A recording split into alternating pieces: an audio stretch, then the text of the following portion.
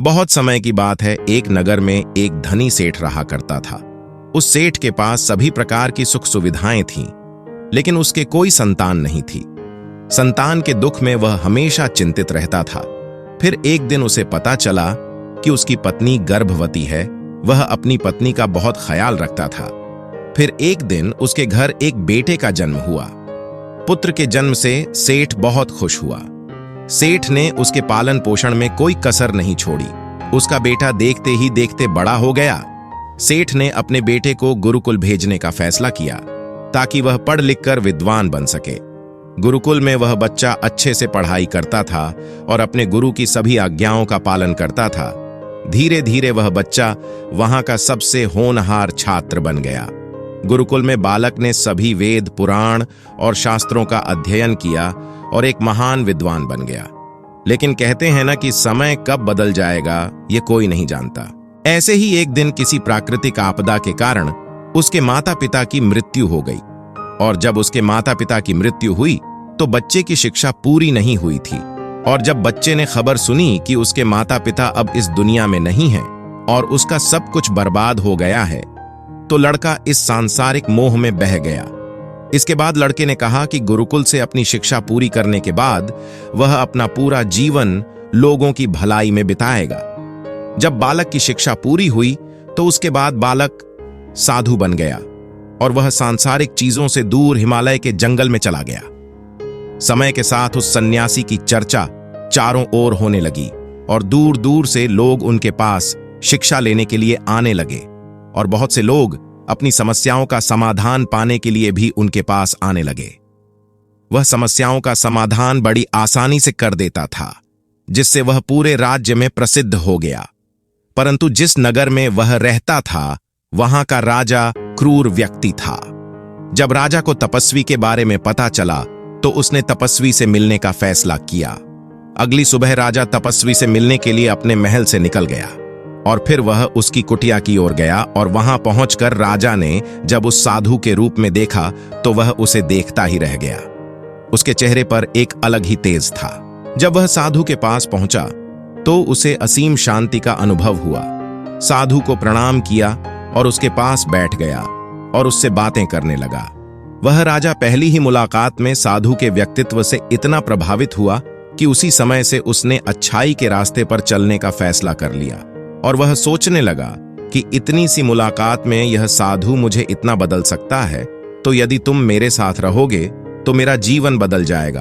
और यह सोचकर राजा साधु से अपने महल में चलने का अनुरोध करने लगा। राजा का आग्रह सुनकर सन्यासी मना नहीं कर पाया और वो राजमहल चलने को तैयार हो गए। राजा सन्यासी को महल की ओर ले गए। महल पहुंचकर राजा ने साधु की बहुत खातिरदारी की और उसके बाद राजा ने साधु को अच्छे से भोजन कराया। भोजन के बाद साधु ने राजा को धन्यवाद दिया और राजा से जाने की अनुमति मांगी। यह सुनकर राजा ने कहा कि आप हमारे बाग में जब तक चाहे तब तक रह सकते हैं। आपको यहाँ किसी भी प्रकार की असुविधा नहीं होगी और आप यहाँ रहेंगे तो हमारे लोगों को भी अच्छा लगेगा और हमें भी अच्छा लगेगा। यह सुनकर साधु ने राजा का प्रस्ताव स्वीकार कर लिया। राजा के आदेशानुसार सेवकों ने एक सुंदर कुटिया बनाई। उसके बाद साधु उसी कुटिया में रहने लगा। राजा ने उनकी बहुत सेवा की, लेकिन कई वर्षों के बाद राजा और रानी को किसी जरूरी काम से दूसरे राज्य में जाना पड़ा। लेकिन उन्होंने साधु की सेवा के लिए एक सेवादार नियुक्त कर दिया। राजा के जाने के बाद वह सेवादार बीमार पड़ गया और अपने घर चला गया और कभी लौटकर वापस नहीं आया। तो तपस्वी को गुस्सा आ गया और उसने राजा को खूब खरी खोटी सुनाई और राजा से कहा कि जो जिम्मेदारी आप पूरी नहीं कर सकते वह जिम्मेदारी आप क्यों लेते हो।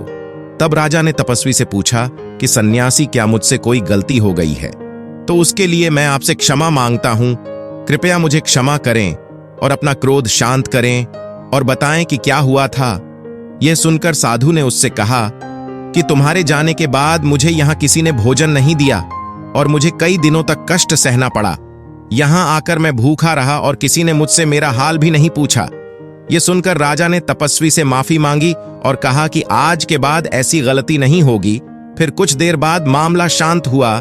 जब राजा और तपस्वी के बीच बातचीत चल रही थी, रानी भी छुपकर सुन रही थी यह सारी बातचीत। उसके बाद राजा ने उस तपस्वी को शिकायत का मौका नहीं दिया और उसकी खूब सेवा की। लेकिन कुछ दिनों के बाद राजा को किसी जरूरी काम से अपने राज्य से बाहर जाना पड़ा। इस बार राजा ने राज्य से बाहर जाने से पहले अपनी रानी से कहा कि जब तक मैं न आऊं तब तक तुम स्वयं ही उस तपस्वी की देखभाल करोगी। यह सुनकर रानी बोली, हाँ महाराज, आप अवश्य जाइए, मैं सन्यासी महाराज की अच्छी देखभाल करूंगी। बाद में रानी प्रतिदिन भोजन बनाकर सन्यासी महाराज के पास भेजती थी। लेकिन एक दिन रानी स्नान करने चली गई और साधु को भोजन देना भूल गई। भोजन क्यों नहीं आया? इसके बाद साधु ने सोचा कि वह स्वयं महल में जाकर देखेगा कि अब तक भोजन क्यों नहीं आया, और फिर वह महल में पहुंच गया। जब वह महल के अंदर पहुंचा तो वहां उसकी नजर रानी पर पड़ी। रानी के लंबे लंबे घने काले केस जो कि उसकी कमर पर लहरा रहे थे, उसकी कजरारी आंखें जो देखने मात्र से ही घायल कर दे, उसकी हिरनी जैसी चाल। रानी के इतने सुंदर रूप को देखकर सन्यासी चकित हो गया और रानी की सुंदरता सन्यासी के मन में घर कर गई और वह वहां से बिना कुछ कहे ही अपनी कुटिया में लौट आया। सन्यासी रानी के रूप की सुंदरता को भुला ना सका और वह खाना पीना छोड़कर अपनी कुटिया में पड़ा रहा। उसने कई दिनों तक कुछ भी नहीं खाया, जिस वजह से वह बहुत कमजोर हो गया। फिर कुछ समय बाद राजा वापस लौटे और जब उस सन्यासी की हालत का पता चला तो वह सीधे सन्यासी के पास पहुंच गए और बोले कि हे भगवान, क्या बात है, आपको क्या हो गया और आप इतने कमजोर कैसे हो गए? किस गहरी सोच में डूबे हो? क्या मुझसे कोई गलती हो गई है? तब साधु ने कहा, नहीं राजन, आपने कोई गलती नहीं की है। यह सुनकर राजा बोले, तो फिर क्या बात है, आप मुझे बताएं, मैं आपकी समस्या का समाधान अवश्य करूंगा। यह सुनकर तपस्वी ने राजा से कहा कि आपकी रानी की अद्भुत सुंदरता को देखकर मैं उसकी सुंदरता पर मोहित हो गया हूं और अब मैं रानी के बिना नहीं रह सकता। यह सुनकर राजा हैरान हो गया और कुछ देर सोचने के बाद राजा ने उस सन्यासी से कहा, मैं आपको रानी दे दूंगा। यह सुनकर सन्यासी बहुत प्रसन्न हुआ। फिर राजा सन्यासी को लेकर महल चले गए और जब राजा और सन्यासी महल पहुंचे तो उस दिन रानी ने अपने सबसे सुंदर वस्त्र और आभूषण पहने थे। फिर राजा रानी के पास गया। राजा ने रानी से कहा कि इस साधु की मदद करनी चाहिए, वह बहुत कमजोर स्थिति में जा चुका है और मैं नहीं चाहता कि एक बुद्धिमान व्यक्ति की हत्या का कलंक मेरे सिर पर लगे। राजा की यह बात सुनकर रानी ने राजा से पूछा कि आखिर इन सन्यासी के इस दुख का कारण क्या है? तो राजा ने रानी से कहा कि सन्यासी आपकी अद्भुत सुंदरता के दीवाने हो गए हैं। राजा की यह बात सुनकर रानी ने कहा कि राजन, आप चिंता मत करिए, अब आप सब कुछ मेरे ऊपर छोड़ दीजिए। मुझे पता है कि मुझे अब क्या करना है। आपके ऊपर ना तो सन्यासी की हत्या का पाप लगेगा और ना ही उससे मेरे पवित्र धर्म का नाश होगा। रानी की यह बात सुनकर राजा ने रानी को सन्यासी को सौंप दिया। उसके बाद सन्यासी रानी को लेकर कुटिया पर पहुंचे। जब रानी सन्यासी की कुटिया पर पहुंची तो रानी ने सन्यासी से कहा कि हमें रहने के लिए घर चाहिए, हम इस झोपड़ी में नहीं रह सकते। यह सुनकर सन्यासी राजा के पास गया और राजा से जाकर बोला कि हे राजन, हमें रहने के लिए घर चाहिए। सन्यासी की बात सुनकर राजा ने उनके लिए घर का प्रबंध कर दिया। फिर सन्यासी रानी को लेकर घर पहुंचा। जब रानी सन्यासी के साथ उसके घर पर पहुंची तो रानी ने सन्यासी से कहा कि यह घर तो बहुत गंदा है और इसकी हालत बहुत खराब है, मैं इस घर में नहीं रह सकती। यह सुनकर सन्यासी फिर से राजा के पास गया और राजा के पास जाकर बोला कि हे राजन, जो आपने हमें घर दिया है उसे घर की हालत बहुत खराब है। सन्यासी की बात सुनकर राजा ने उस घर की हालत ठीक करवा दी। उसके बाद फिर रानी घर के अंदर गई और नहा धोकर बिस्तर पर आ गई। तभी साधु भी बिस्तर पर आ गया। फिर उसके बाद रानी ने साधु से कहा कि आप जानते हैं कि आप कौन हैं और क्या बन गए हैं। आप एक महान साधु थे जिनके लिए राजा स्वयं सभी आवश्यक चीजें उपलब्ध कराते थे, जिनके पास दूर दूर से लोग ज्ञान प्राप्त करने आते थे, जो लोगों को सत्य का मार्ग दिखाते थे, जो लोगों की समस्याओं का समाधान करते थे, जिन्हें सभी लोग गुरु मानते थे, जिसे सब लोग भगवान मानकर पूजते थे। और आज आप वासना के कारण मेरे गुलाम हो गए हैं। रानी की यह बात सुनकर साधु को झटका लगा और उसे एहसास हुआ कि वह एक साधु है और यह सब क्या कर रहा है। वह ये सब सुख सुविधाएं छोड़कर शांति की तलाश में जंगलों में चला गया था। वह जोर जोर से रोने लगा और चिल्लाने लगा और रानी से कहने लगा कि मुझे क्षमा कीजिए महारानी, मैं यह क्या करने जा रहा था, मैं अभी आपको राजा को सौंप कर आता हूं।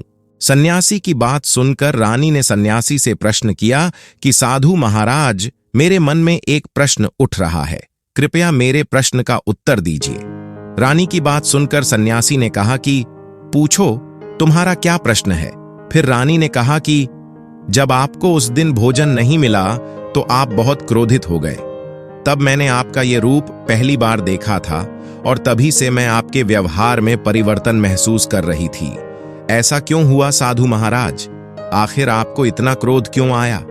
रानी की बात सुनकर सन्यासी ने रानी को समझाया कि जब मैं जंगल में था तो मुझे समय पर भोजन भी नहीं मिलता था, लेकिन जब मैं महल में आया तो महल में आने के बाद मुझे सारी सुख सुविधाएं मिली और फिर मैं इन सभी सुख सुविधाओं के मोह में फंस गया और मुझे इसके प्रति लगाव उत्पन्न हो गया और फिर मुझे इसको पाने का लालच उत्पन्न हो गया और जब मुझे यह नहीं मिला तो मेरे अंदर क्रोध उत्पन्न हुआ। फिर सन्यासी ने कहा कि महारानी, सच तो यह है कि अगर इच्छा पूरी नहीं हो तो क्रोध उत्पन्न होता है और अगर इच्छा पूरी हो जाए तो लालच बन जाता है। फिर सन्यासी ने रानी से कहा, यह इच्छा की पूर्ति ही मुझे वासना के द्वार तक लेकर आई है और मैं आपके प्रति आकर्षित हो गया। इसके बाद वो सन्यासी रानी को लेकर राजा के पास गया और बोला कि राजन, मुझे क्षमा कर दीजिए, मुझे अपनी गलती का एहसास हो गया है, यह लो आपकी रानी, मुझे यह सब नहीं चाहिए।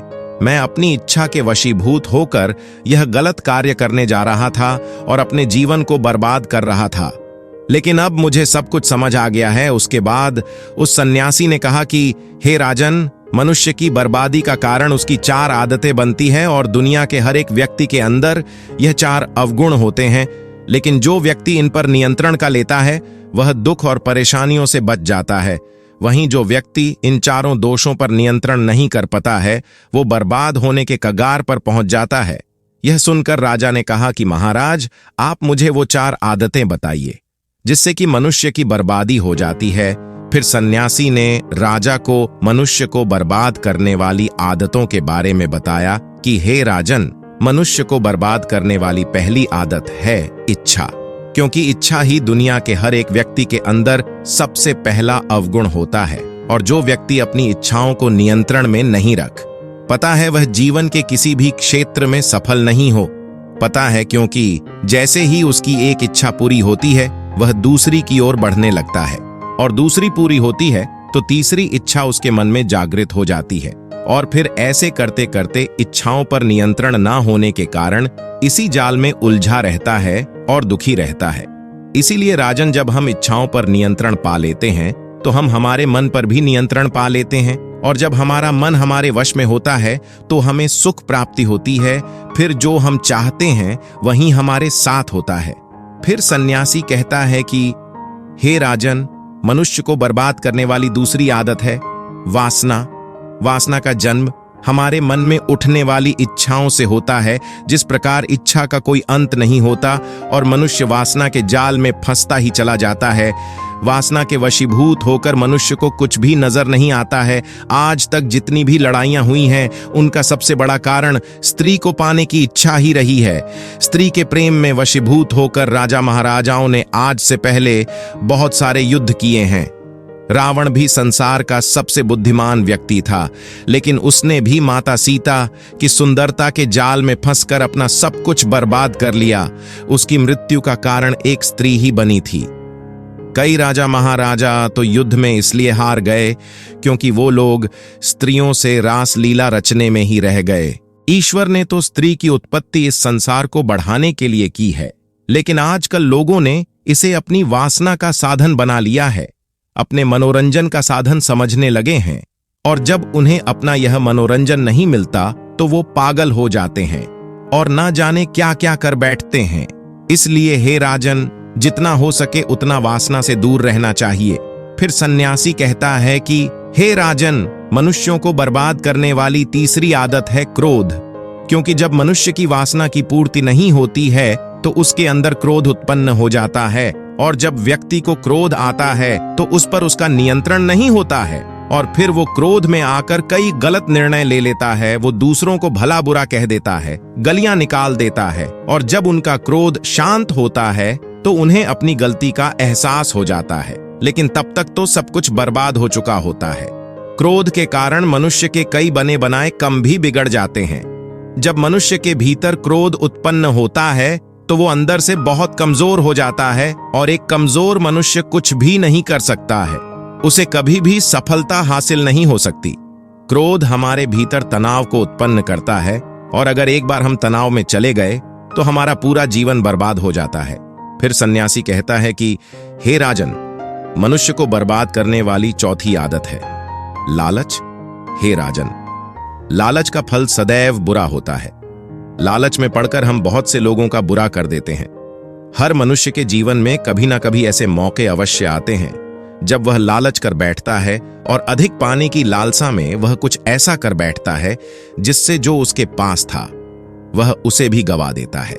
क्योंकि जैसे ही व्यक्ति की एक इच्छा पूरी होती है, उसका लालच बढ़ जाता है, और उसके मन में और कई लालच जन्म लेने लगती है। जो व्यक्ति लालच करता है वह कामयाबी से कोसों दूर रहता है, क्योंकि एक ना एक दिन लालच का दुश्मन सामने आता ही है। अगर हम समय रहते ही लालच को त्याग दें और उसके जाल में न फंसे तो हम एक सफल व्यक्ति अवश्य बन सकते हैं। फिर अंत में सन्यासी राजा से कहता है कि हे राजन, अगर मनुष्य चारों आदतों को छोड़ देता है तो उसे जीवन में सफल होने से कोई नहीं रोक सकता। जो इन आदतों को नहीं छोड़ता है उसे जीवन में बर्बाद होने से कोई नहीं रोक सकता। मैं एक सन्यासी होकर इसके जाल में फंस गया था, तो सामान्य मनुष्य तो इससे बच नहीं सकता। इसीलिए हे राजन, मनुष्यों को इन आदतों से हमेशा बचाना चाहिए। उम्मीद है आज की कहानी आपको पसंद आई होगी। कहानी पसंद आई हो तो दोस्तों के साथ शेयर करें और वीडियो को लाइक करें, और हमारे चैनल को सब्सक्राइब भी कर ले ताकि आगे की अपडेट आपको मिलती रहे। वीडियो देखने के लिए धन्यवाद। चलिए मिलते हैं फिर नई कहानी के साथ। तब तक अपना ख्याल रखें।